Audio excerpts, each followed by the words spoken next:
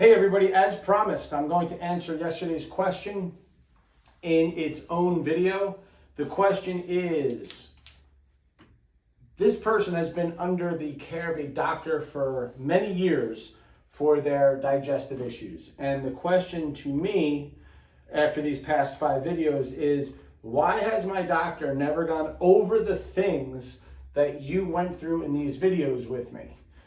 So, in order to answer this question, we can bring it to any topic. I don't care if we're talking about heart disease, cancer, you name it, any disease, but let's bring it back because this is something everybody can identify with. And if you've been following me for the past 2.5 years, let's bring it back to COVID.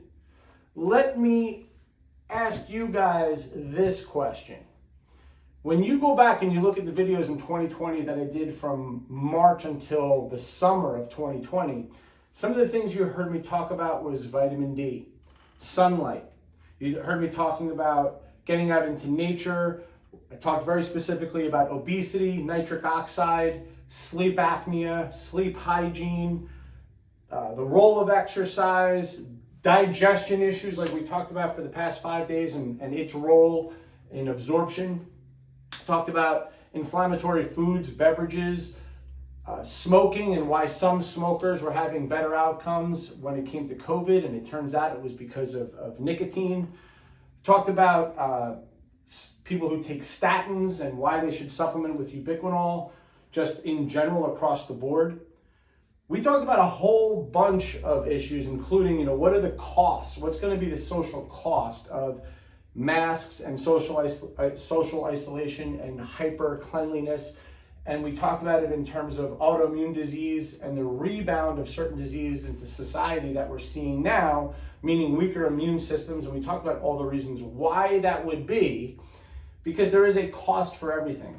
And when you go back and you listen to day one, because at that time I thought 10% of planet Earth might die of COVID, I equated it to like we're all about to run a marathon and you don't want to finish in the bottom 10%.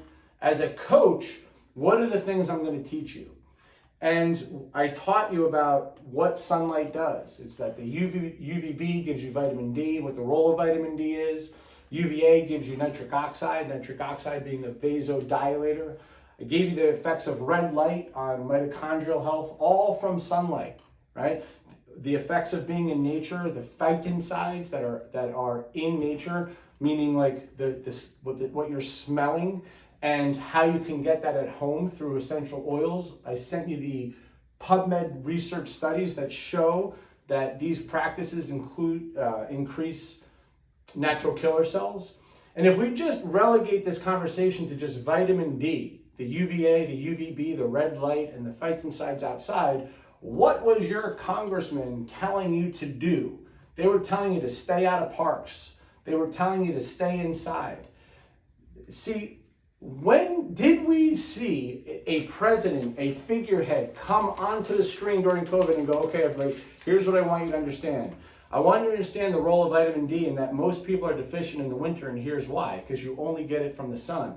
And I want you to understand how sunlight itself is healthy for you in sulfating cholesterol, and the UVA offers nitric oxide, which is a vasodilator, which opens everything up in the body and is implicated in heart disease. And I want you to understand, that it's UVB that actually gives you the vitamin D. And I want you to understand how important vitamin D is in thousands of metabolic processes in your body, especially for your immune system.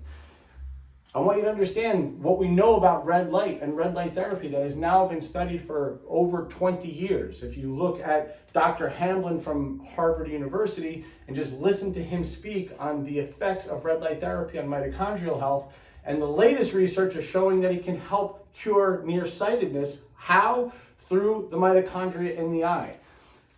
Any of the topics that we talked about, whether we're talking about sleep and its effect on the immune system and sleep hygiene and all these things you can do, all this stuff we went into, was any of that told to you on television during a crisis in America? And yet this person is asking me, how is it possible that my doctor hasn't gone through the most obvious shit? What did I say? What did I say that was so mesmerizing? What I said was how you prepare your food really matters, right? How you prepare it matters. Meaning when you cook food, it kills off certain anti-nutrients, especially things like lectins.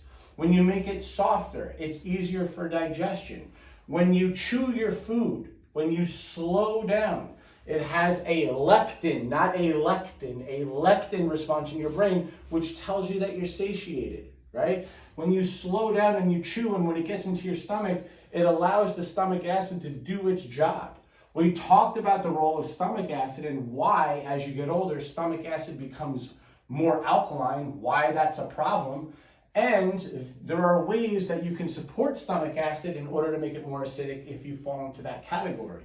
We talked about the role of the small intestine and how the gallbladder and the pancreas supports digestion here via breaking down certain fats. So the gallbladder squirts bile into the small intestine in order to emulsify fats. The pancreas has enzymes for all of your macronutrients, right? For protein, fats, and carbs to help in the digestive process. What do we know? We know that 750,000 gallbladders are removed a year in this country.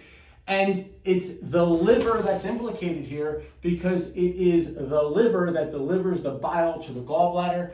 And that bile is supposed to look like dish detergent. Instead, it gets rocky, stony, and it looks like molasses. How does that happen? Guys, it has to do with your liver health.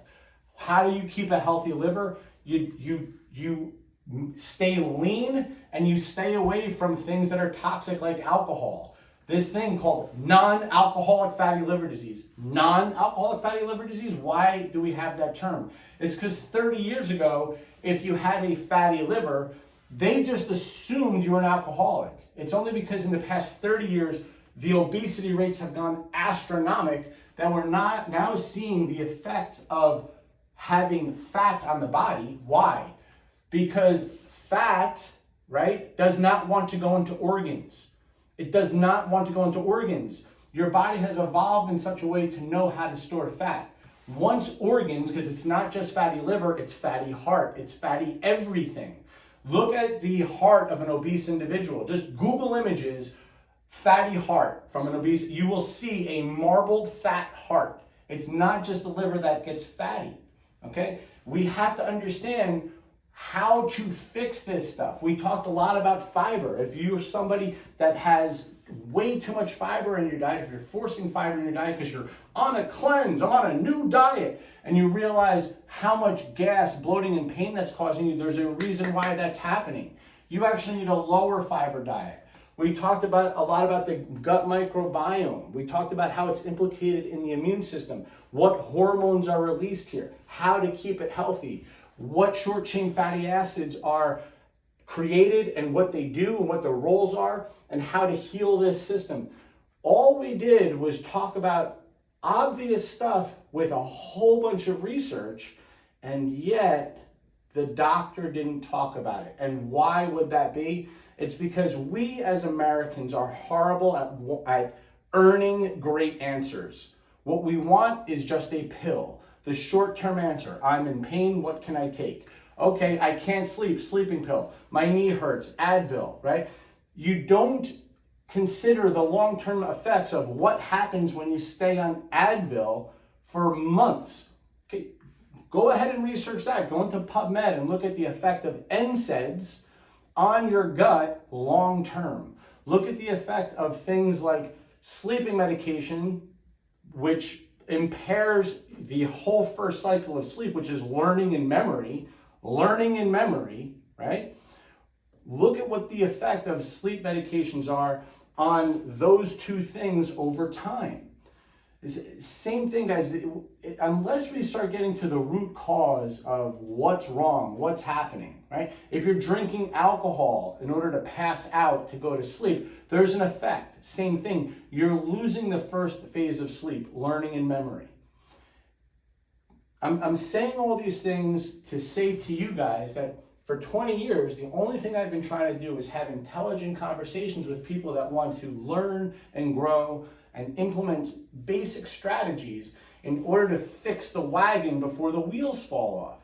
Okay, so it's not surprising to me that the doctor didn't go through this, but I will also say, just in fairness, that if a person has a serious congenital disorder, they were in a car accident, something was going on for 20 years, there's a point where certain things can't be healed, right? They're too far gone. And in that regard, that's when you need, Western medicine. Like that's when it's really helpful to go get that surgery or have this medication. But for us to, experience like some heartburn, and the next thing you do is you go get a proton pump inhibitor, you're actually making things worse instead of fixing the problem. Meaning you're making the mechanism by which you're getting it worse instead of fixing it, right? Instead of fixing it. And then when you try to get off of that proton pump inhibitor, there's an actual rebound effect where your symptoms get worse before they get better. There's a way to titrate off of it, and there's a way to support the actual problem that you're having, which is likely low, not high, low stomach acid.